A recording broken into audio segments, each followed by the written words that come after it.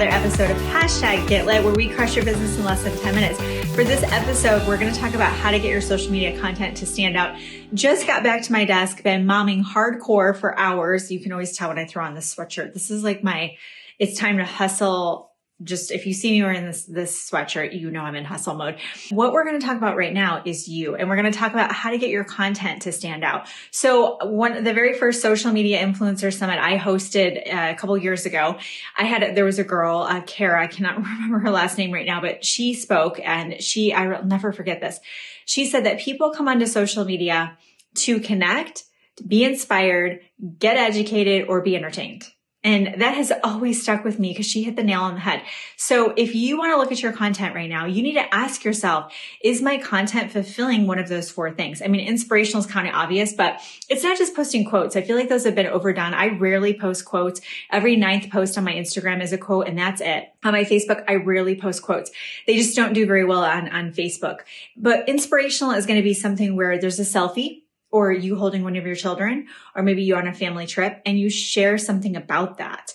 Why is that picture important? What does it mean to you? Or it doesn't even have to be that picture. Your face is portraying a message, and you might share a quote that you love, a Bible verse, something just happened. Maybe you got a great message from someone on your team and you want to share that, right? Or you're going to share the success from the struggle. So inspirational, it's kind of obvious, but people need to be inspired. Is your content inspiring? If I looked at your content, would I say, oh, I love what she's posting, right? Connection. This is where let's say you're in the business world and you go to a networking event and you're talking to your spouse and telling them how it went. And you're like, yeah, I made a great connection. I found another mom in the area. Her kids are the same age and we're going to hang out. You made a connection. What does that mean? Well, you connected in some way. You had something in common. So if you're trying to promote and connect and add value to everyone, you're not going to connect with anyone. But if you look at my content, I'm always talking to that mom that's looking at my post. Or if I'm on my Facebook Live video, I often interview other moms. I'm speaking to other moms. That's the world I'm in. And that's who I'm talking to. I'm trying to connect to you as the mother or mompreneur or female entrepreneur. I'm trying to connect with you on that level. And that is really, really important. If you're not connecting with your audience, they're not going to have that pull towards you, that attraction to you, and you're not going to be relatable. So you really have to audit yourself and ask and say, am I being vulnerable? Am I sharing about myself? Am I allowing my audience to connect with me? The third one is educate. This is where you get to work in maybe some tips around the niche that you're in. So let's say you sell lip gloss and you really want to get the word out about your lip gloss. You're not going to post pictures of the lip gloss, okay? Once in a great while, maybe you could post a selfie talking about how much you love this new shade.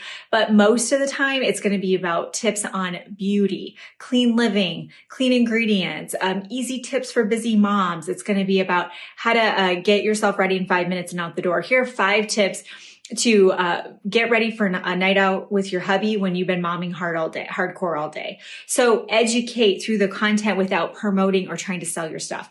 The fourth one we talked about is entertain. So even if you're not funny, you will find your way. Okay. It could be something kind of witty, could be something sarcastic. Even if it's something funny, like use a GIF, put your first name in. That's what I did when I first started. It's kind of overdone now. But when I first started on social media, I was watching other people to see what content they were putting out there that was engaging and getting traction. Use a GIF. This was 3 years ago, was really popular, just starting to become popular. We didn't even have really GIFs then. So use a GIF, put your first name in the search bar, and post the GIF below that comes up. People would post it. That's entertaining. It's funny to see what comes up. Mine's like the Kim Kardashian with the money. Make it rain. I freaking love that one. Every time I see it, I'm like, yes, Kim, preach it, girl. So that's entertaining. You could do something with your kids, something silly, something funny, something that happened. There's all different ways you can do entertaining. Okay. So you don't have to try to be a stand-up comedian or share a bunch of other people's content, but you do want to look for ways that you can entertain or at least bring some humor, keep it light, make it fun, make it where people want to be around you. And I'm telling you, when you implement these 4 components of social media, I'm telling you, you are going to see a pickup in engagement. You're going to see more traction. You're going to enjoy posting. You're actually going to start looking forward to your social media because you know that you're fulfilling one of those things and you're offering value. Value just means you're making someone else's life better. How can you do that? You can do it by inspiring, connecting, educating and entertaining your audience. And also don't forget, you also want to actively be building your audience. This is key. A lot of people don't seem to understand this.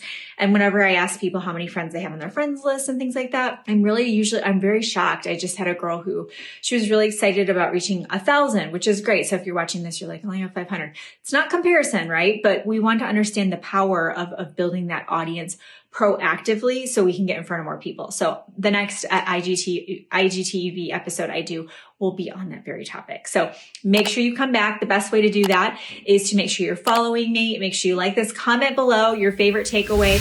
Which area are you going to improve on? Are you going to improve on connecting, inspiring, educating, or entertaining? And then also share this in your stories and tag me on it, the Goal Digger Girl, GOAL, and I will give you a Goal Digger shout out in my story. So thank you so much for watching. Until next time, get lit in your business and set your soul on fire. We'll see you later.